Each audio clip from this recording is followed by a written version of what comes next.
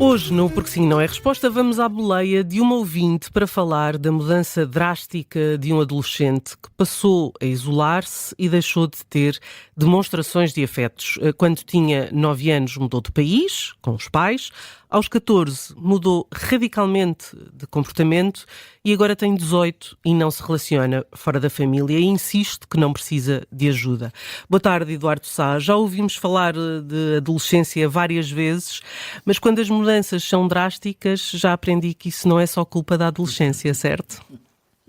Olá, Judite. Certo, é verdade que sim. Aquelas mudanças drásticas, sobretudo de um dia para o outro, não é, Judite? Que de repente são muito impactantes nos pais. Os pais ficam sempre muito aflitos. Na maior parte das vezes ficam tão aflitos que depois ficam sem saber se devem impor condições ou se, pelo contrário, se devem tentar adequar a estas mudanças com medo de não ferirem a autonomia que acham que os filhos também precisam de ter. Mas é evidente que estas mudanças aos 9, aos 14 e aos 18 são de facto muito significativas. Esta aos 14 é de facto um bocadinho inquietante por uma razão, Judito, porque evidentemente que aos 14 a cabeça já põe muitas hipóteses em equação que não punha aos 12 e aos 13 e, portanto, é natural que a turbulência dentro de um adolescente seja um bocadinho maior, não há volta a dar. Nada que isso seja demasiado trágico, mas muitas vezes traz consigo este tipo de mudanças, sendo certo que se este adolescente viver esta turbulência num contexto familiar mais ou menos equilibrado, chamemos-lhe assim, e num contexto escolar onde ele se sinta integrado num grupo, a fazer parte dele, com tudo o que isso pode representar de complemento à família, naturalmente estas mudanças nunca são tão drásticas e, portanto, há aqui, se calhar, algumas páginas em branco que passaram debaixo do nariz dos pais e que eles talvez não tenham percebido, mas que podem ter ajudado, regra geral ajudam,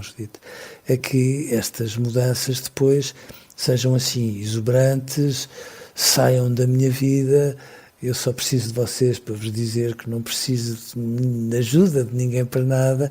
e este registro tem mais de grito de revolta do que propriamente de emancipação ou de autonomia, claro. Há aqui uma questão que este jovem põe em causa, que é a mudança, ter saído de Portugal e que isso, enfim, foi contra a sua vontade. E esta ouvinte pergunta se eventualmente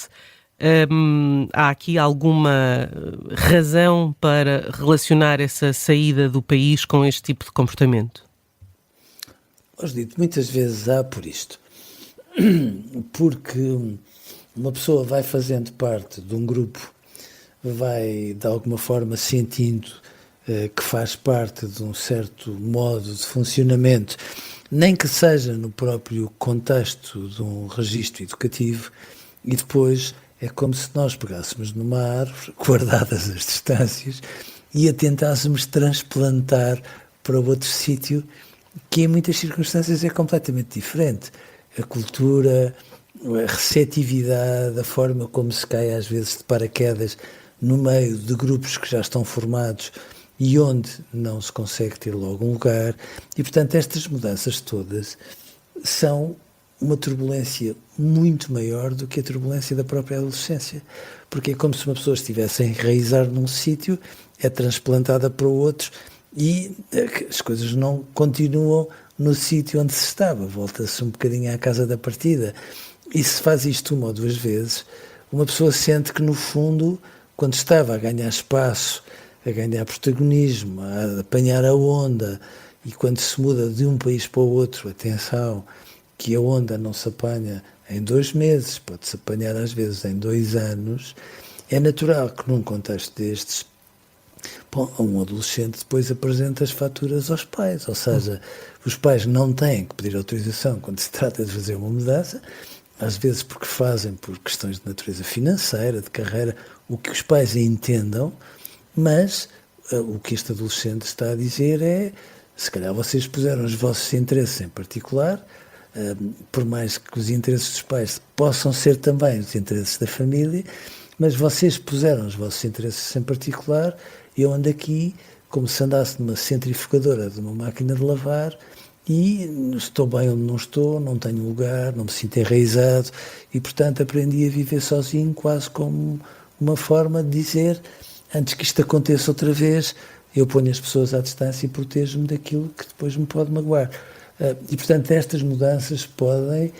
ser tão impactantes no desenvolvimento de um adolescente que podem complicar em muito todo o processo adolescencial e podem ser até muito mais desorganizadoras do que a adolescência propriamente dita.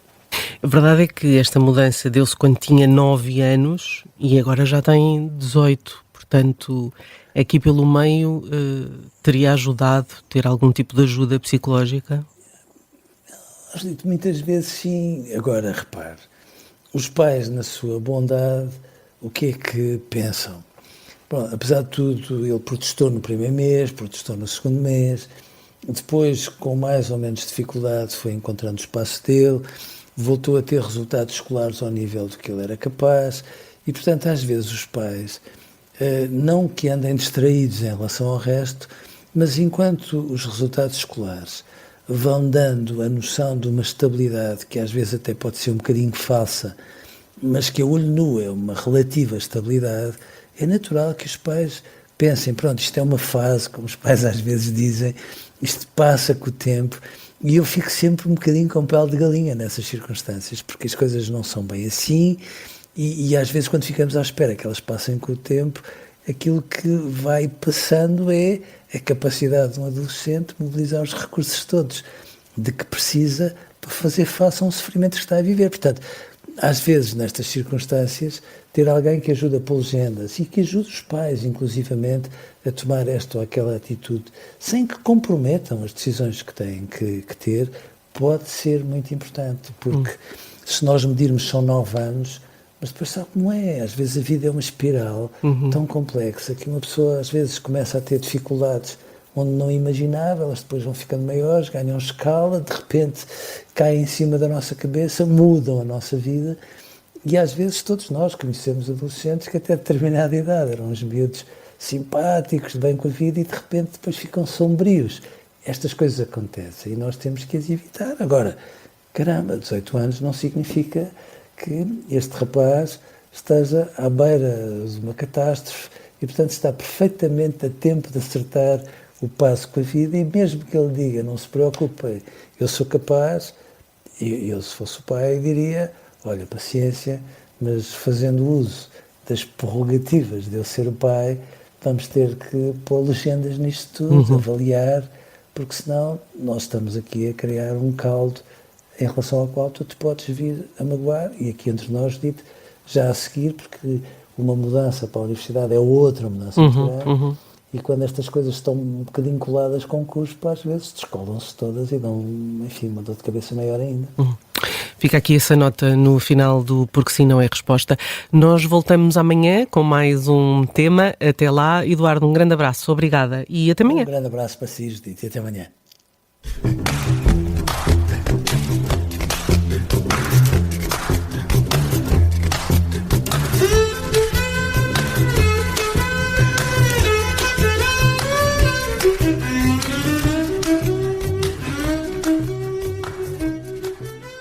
Se gostar deste podcast, pode seguir, dar 5 estrelas e comentar o episódio na Apple Podcasts ou no Spotify. Pode também subscrever e gostar no YouTube. Assim recebe uma notificação sempre que houver um novo episódio.